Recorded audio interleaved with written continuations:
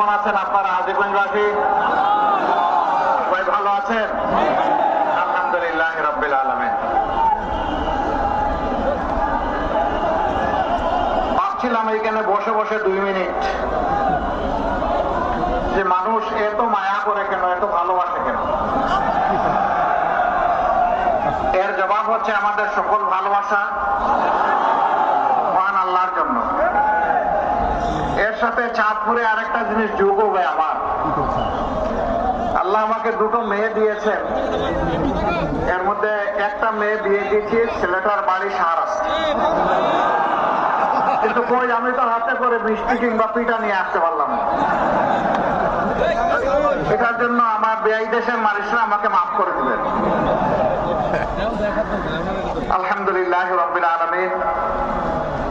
আসসালাতু ওয়াসসালামু আলা রাসূলিল কারীম ওয়া আলা আলিহি ওয়া সাহবিহি